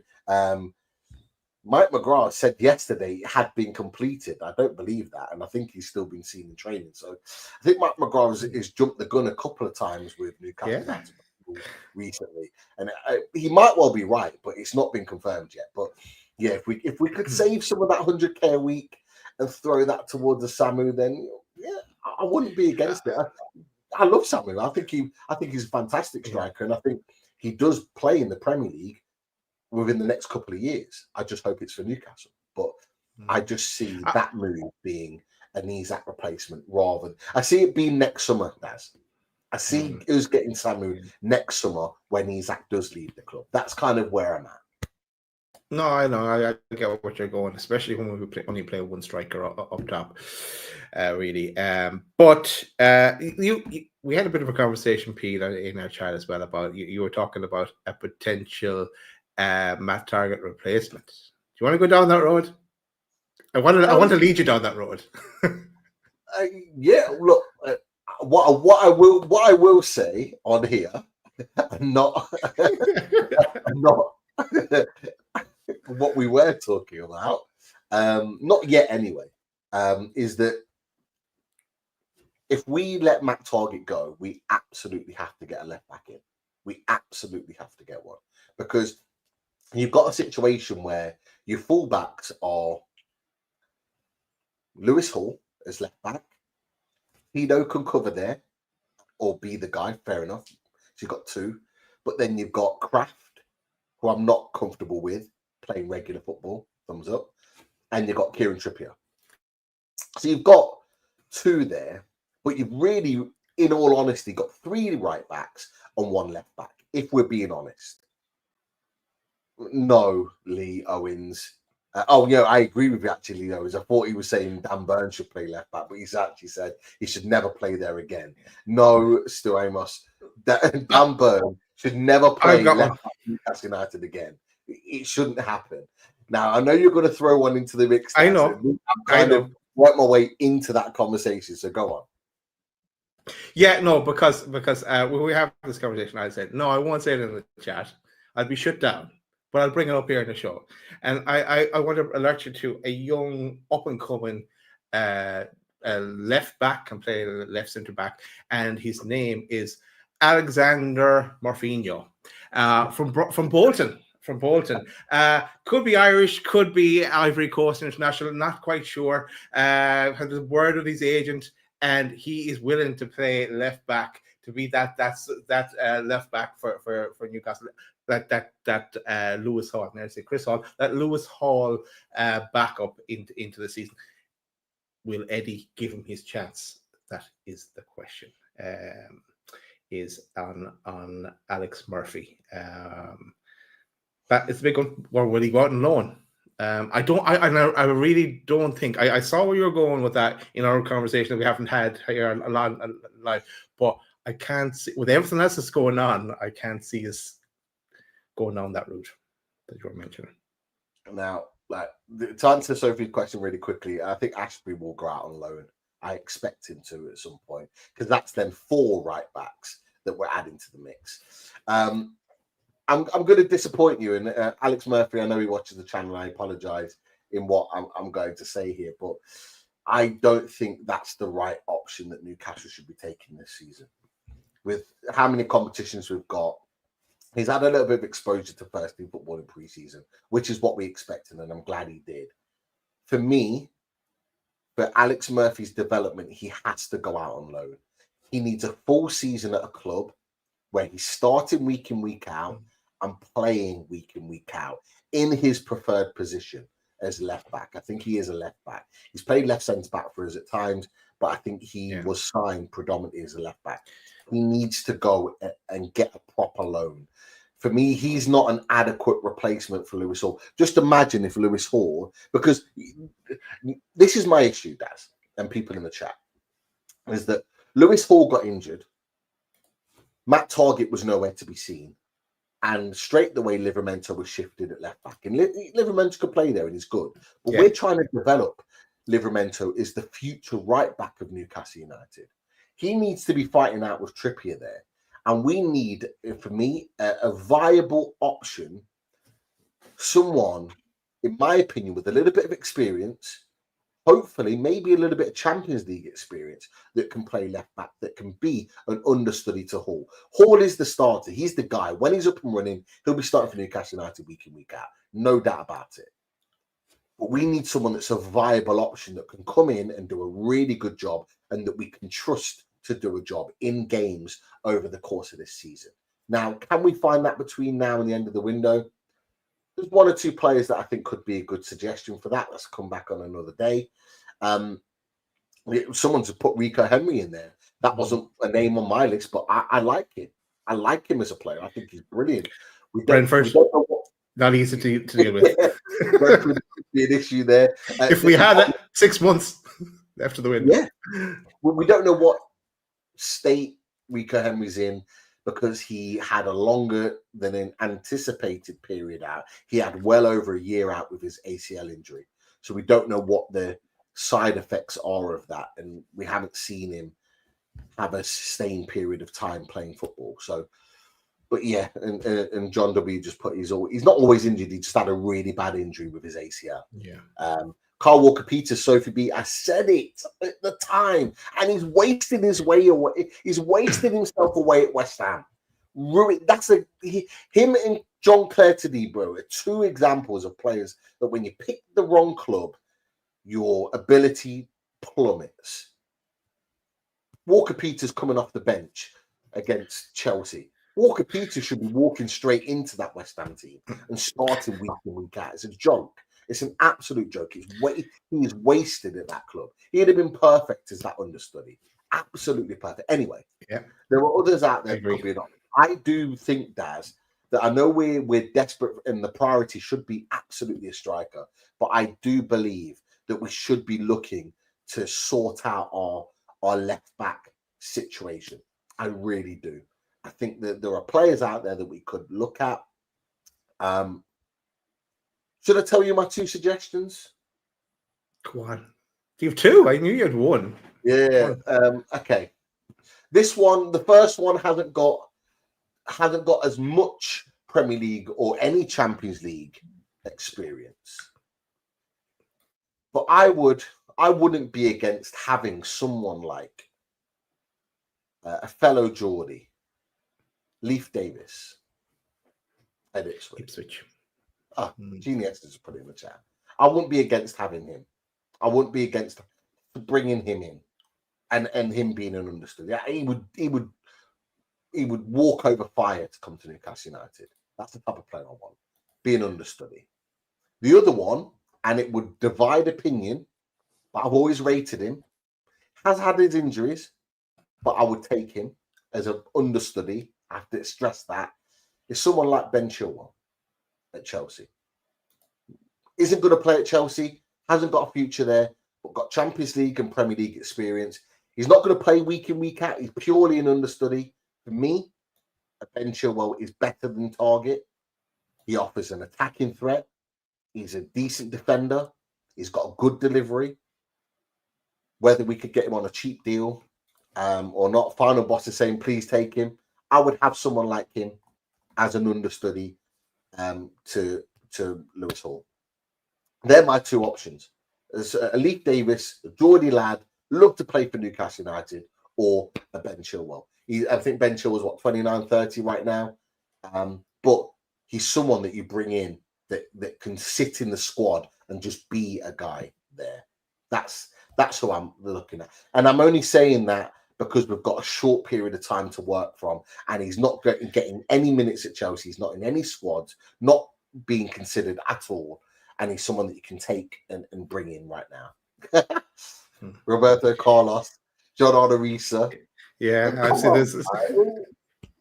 We're going back 20 years now, of course. Legends. No, not Zinchenko. Someone put in there, Irish assassin. Nah, not Zinchenko. Ben Chilwell appears in that Sure. I had to look up what advert it was. That Sure antiperspirant advert. I knew I saw him in some. He just kind of stands out. What's Ben Chilwell doing in that advert? Have you ever seen that? Anyway, no. Let's move on. We're not really looking for a left back at this moment in time. So because we have Alex Murphy, but we're the strikers we need. Absolutely. So, yeah, we are obviously looking at striker. You know what? I'm going to bring this up just as a passing comment. I've had this on for nearly 2.5, 3 weeks now. Now, he's not a player we're probably going to get in this window, and he's not an Isaac replacement, or maybe not even a Wilson replacement. But this guy here, and we were linked with him a while back, Graham Bailey said it, Jeremy Xhaka at Rennes. I would love... If Osula was to go, I would love us to bring him in. He has got massive potential. I think I'd seen that he'd been linked with Saudi clubs. Saudi clubs are looking at taking him. I would absolutely love us to go and sign a young, hungry, potential striker that can be a top guy. Liverpool, Arsenal, a lot of top clubs have been linked with him. I would love us to go and get that deal. I would love us to go and sign someone like him. I would. So I've had this on the. I've had this in the system for at least 2.5, 3 weeks now, and I've not used it. But I want to throw that out there just as a potential because I do really like him as a player, and I think I would love us to sign him. But yeah. Only 20 years old. Interesting. Yeah, absolutely. Player I mentioned before, I saw it just because you mentioned Saudi clubs. Rodrigo Mora, he's linked to Saudi clubs now as well. So that and he's only very young. What is he? Is he 18 or something? So that is a weird one. Let's see again. Mad week ahead. Anything can happen. So let's keep our eyes on all movements. Yeah. No. Yeah. Absolutely. I think we're at the point where we've covered everything in the chat. Is there any questions or comments? Yeah, there's some along the way. We started some. Yes, Leicester and he is up at the game. Chris is David. Chris is at the game, David, and Leicester. So he's in the stack anyway. Unless he gets a ticket, I don't. He is up around Newcastle. Let's put it that way. We covered. I'm going to rule out a few things that we covered. Craig Lee asks, "Is the chairman here tomorrow?" I did see the Rubens flight or the main plane on the way to Newcastle, and someone had it up on Twitter earlier. So I'm not sure about if the chairman's there though. Yes, sir. We will see. I really hope he is. That would be a big statement if he was in the stands. That would be a real back into Eddie, the players, and everybody else if he was in the stands tomorrow. I would absolutely love that. I would love it. Jono says Pip Espudo from Inter. I saw his name linked to us as well. I saw it. I think it was on Newcastle.com.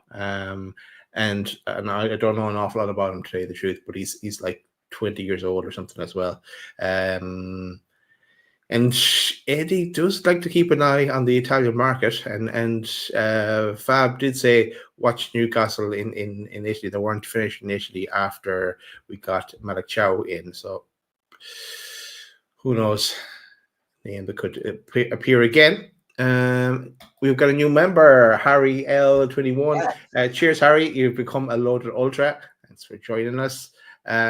Sophie says, get Ivan Toney on a loan or a cheap deal from Saudi. I think the problem here, correct me if I'm wrong here, Pete, is that the tax issue, that if he leaves after 2 years, before 2 years, he has to refund the tax. So I don't know if that would work.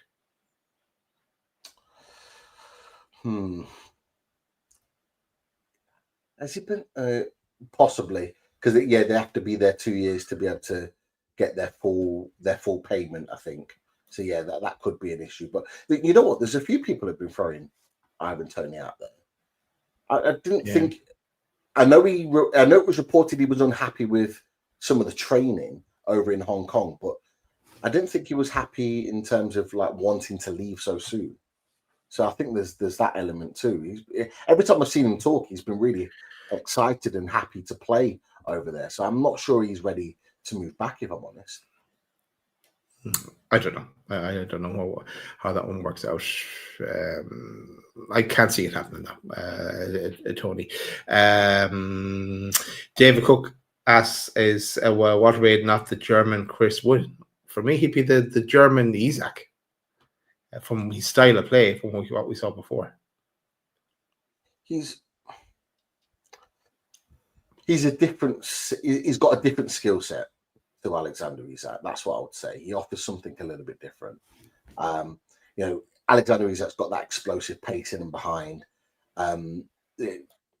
Watermaid hasn't got that, but what he has got is he's got that build-up play. He's got that ability on the ball. Dribbling. But he's got the aerial threat, because that's the one part of Isak's game that he needs to develop, is his ability in the air. I think Watermaid is better than him in the air, and I actually think people give you their opinions on that. I actually think that whatever striker that we get in, we need to have a better aerial threat, because the amount of crosses we get into the box, whether it's Murphy, Gordon, Barnes, now Alanga, and we just don't have an aerial threat because Isak's not great in the air. Wilson was okay in the air. He wasn't amazing. But we need someone that is good in the air, which is why someone like Strand Larsen would have been a really good option.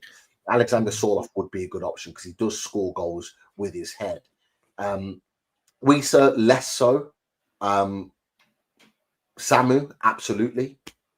But I just think like we need to have more of an aerial presence in the box if we're going to add a striker, particularly a backup striker with Isak looking like he's going to stay. Speaking of Wisa, John O says, would Brentford take Willock as part of the Wisa deal? Would be the sweetener. Those kind of deals are difficult to do, though, especially with the whole PSR situation. I agree with Jono. That we need to move on Willock.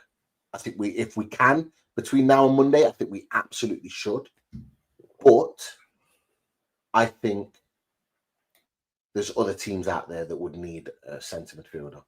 I think someone like West Ham are crying out for a midfielder with a bit of pace. I think they really lack pace in their midfield. It was obvious on Friday in the Chelsea game.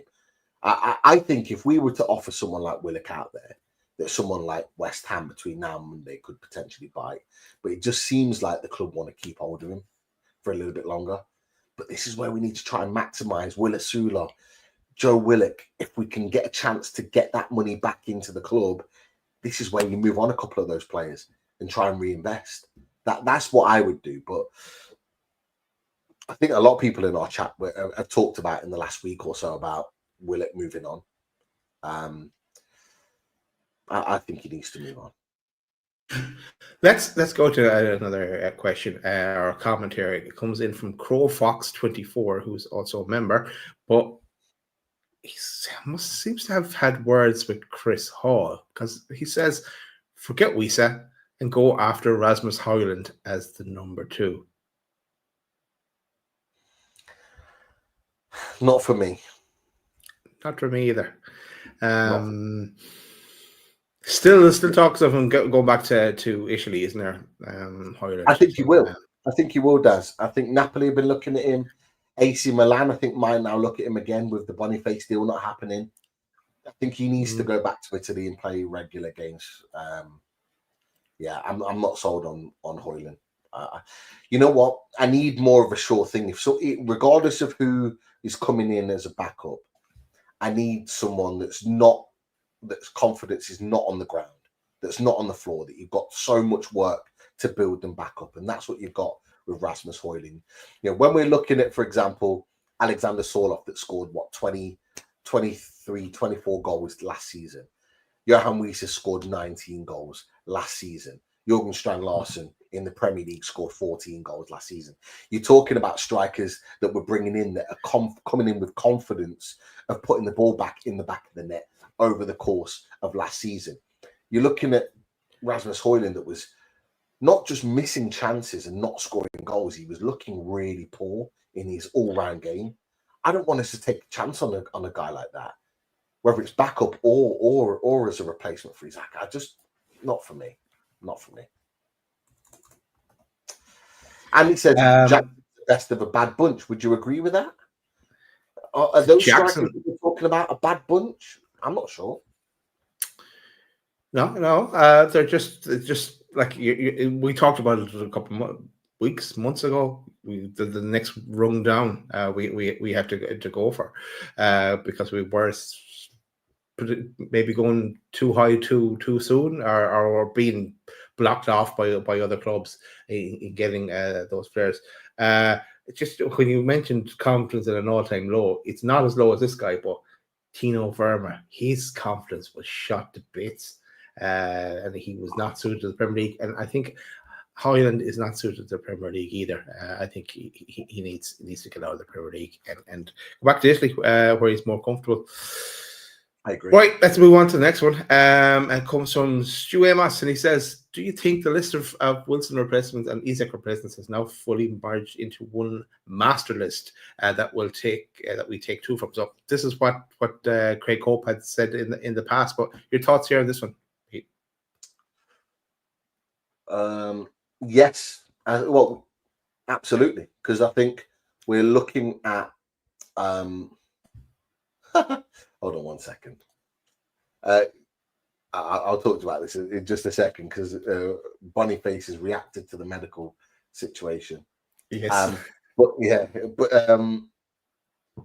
what I will say is they absolutely have merged. I think Sesko was the end of the Isak replacement. I think Samu was the last hope, but then couldn't be done. I think Jackson, Wisa, Strand Larson, and now Solos been added to the list late because of his potential availability. They're all for me, Wilson replacements, but they've merged into one, guys, because Isak's not leaving. He's not leaving. Yeah. So it's almost like we're looking for that one striker to almost partner him next season as a viable option, but not just a viable option, an option that you can start for Newcastle United in the mix of sorting out this issue with Isak. That's what we're looking for right now. Because Isak, if he won't be seen until after the international break, but it won't be like when we play Wolves, he'll be ready to go and start matches because he's barely kicked a ball over preseason. So he's going to need weeks to build up off the back of that. He's probably going to need the international break to go and play with Sweden. He's going to need time, fitness to build back up if he's carrying on playing for Newcastle. He's going to need time after that. And so we're going to need whoever we bring in to be able to lead the line and be the guy. So it's going to take time. Cool. Kesh Inda Ha 9127. Any relation, Pete? Kesh? No relation. But she says, says, Pete, you were class in Sky Sports. Cheers to that one. And DXLE YouTube says the Essie announcement video was cracking. By the way, we could take some notes. Yeah, no, it was with the Ian Wright in it. It was class.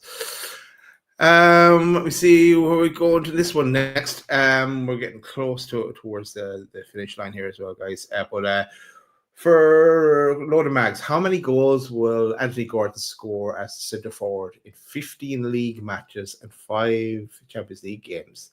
This could be our reality. So this is supposed to take us to there's more to January, I suppose. Yeah, so is where Lee is going with this question. Great question. As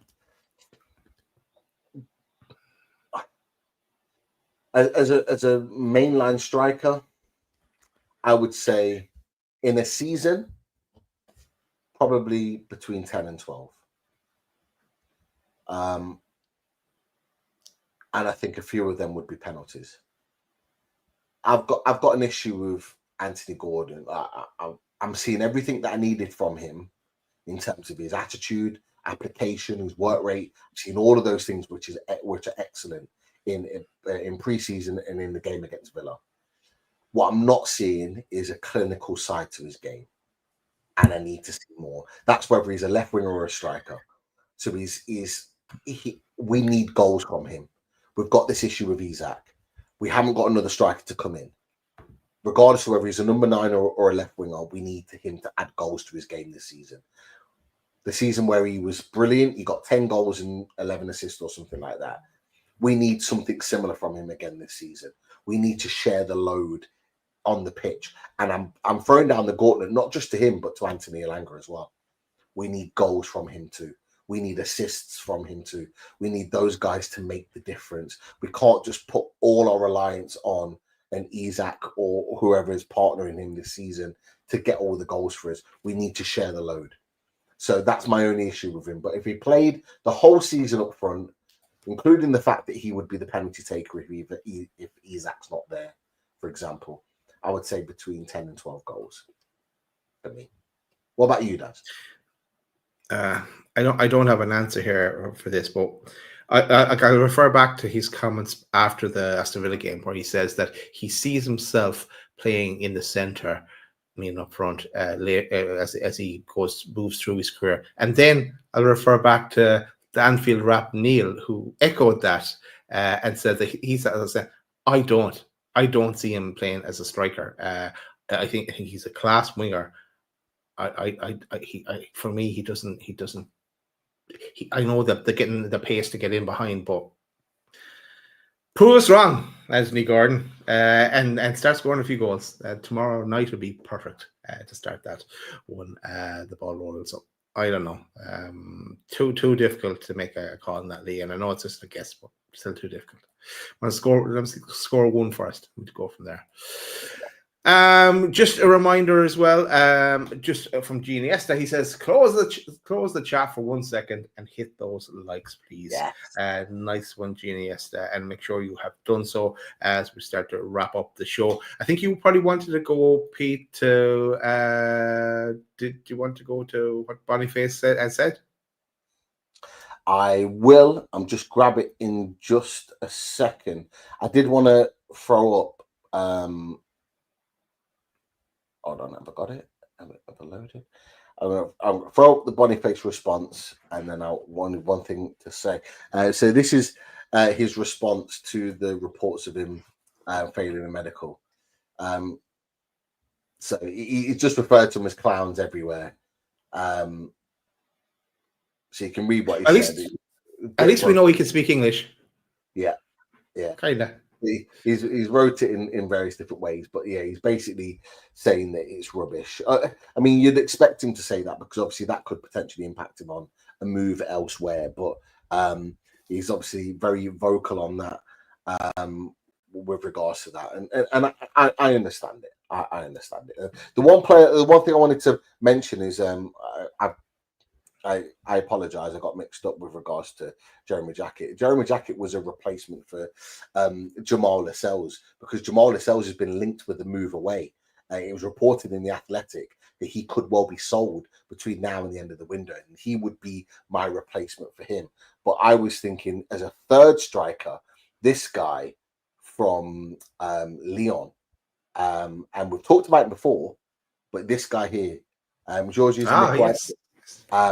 Yes. I would love us to sign him. Was only signed to Lyon for 18.5 million from Metz after the Euros. He had good Euros, and he is, you know what? He's a player that's gone and proven it at a better club. So 17 goals, 9 assists last season was a really, really good turnout for him. Already scored in 2 games for Lyon this season so far. He's a guy that's making some kind of waves in Liga, and as you can see, 24 years old is a great age. So for me, he was the third choice that I would have if Osula left, and I'd love to bring him in. But he's a player we talked about before, Daz, and we brought him to the table previously. So obviously, you're looking at a potentially sizable fee if you're bringing him in, just because, if I go back to it, the details, he was signed for 18 million euros. How much do you reckon he would go for now, having scored 17 goals in Liga? What would you think be a reasonable fee, bearing in mind we've only got 7 days to go? I'd say you're talking around the 40 million mark, probably for him. Yeah. He had great Euros as well, didn't it? It wasn't that's where he started. He shone. That's where we were alerted to him. Plays for same country as KK. Yeah, and it's great that he sees that as you said, he's kicked on and now and done stepped up a gear at Lyon and improving it there. So and Lyon, who are staying now in Ligue 1. I think they've sorted out though some of their issues because so I don't know if they still need to sell for financial reasons, but be interested in that one as well. See where his next move is, anyway. You'd be wrong, like if you thought that we couldn't test the waters, at least with Lyon in trying to get him over. My additional question to you, Daz, if we do sell Osula, do we need 2 strikers then, regardless of the Isak situation? Would you be signing 2 strikers in your opinion? We've got Sean Neve as well, who we would have thought would have gone on loan, but maybe he'll be just kind of kept in around things as well. I don't know. I kind of can't see Osula moving though. And if he moves, it'll only be a loan thing, and it would mean that we've got someone in as cover. But as things stand, he can't go anywhere. We need a body somewhere. Yeah, absolutely. Let's wait and see. But he was my suggestion. I apologize, mixed up with my centre back and my striker options. But he's the guy that I would like to bring up, because if we got rid of Osula, he's what I would like to bring in as an Osula option. And then you look at your Sorlofs, your Wiesers, your Strand Larsens to be the Wilson option. And then we've got Isak at the club. And I think there's 3 strikers there. So if, for example, if we sign Wieser and Wieser goes in the international break, you've got McGrady you can bring in, and he can be the guy to play alongside Isak during that month where Wieser's gone, for example. You're probably less likely to sign him if you get Sorloth. Like you mentioned, he doesn't affect AFCON at all. But if you sign like a Boniface or a Wieser, you'd probably need a 3rd striker in there to be able to play in tandem with an Isak during that month. But yeah, another one to keep an eye on, Jamal Lascelles, which is why the Jeremy Jackett conversation came up, is because I think he would be a good young player to bring in as a potential replacement. Because let's not forget, Shaw's 33, 34 this year. Byrne as well, 33, 34 this year. As much as we love those guys, they're not going to be around forever. So you almost are bringing in the future in Malik Chow and Jeremy Jackett to potentially take over from the other 2 that may well leave together, may well leave a year apart. Who knows? Pete, let's stop there, because I want to say one thing about as well as the Liverpool game on tomorrow, as well as the last week of the transfer window. There's also something major happening on Thursday night as well, and it's the Champions League draw. And we are going to go live with the Champions League draw on Lord. So stick with us for that on Thursday evening as the draw is happening. So. I know Justin has asked the question there, who you want to see in what fixtures you like, but we're not going to have time to really answer that because we've only got 2 minutes left before we turn back into pumpkins. We'll discuss this that's the list. We'll discuss it. Cool, yeah. Rangers Club Bruges is still in the balance. I know they're 3-1 up, isn't there, something? But interesting to see how that plays out. Club Bruges will do that. Yeah, they'll probably do that one. Yeah, that is it. Thanks for sticking with us tonight. And make sure you smash that like button on the way out. Expect a lot from Loaded this week. We're expecting a big week. So yes, make sure you subscribe. Yes, and big one tomorrow. That's it. We'll play out with some Radiators. Talk to you in the next one. Have a good night.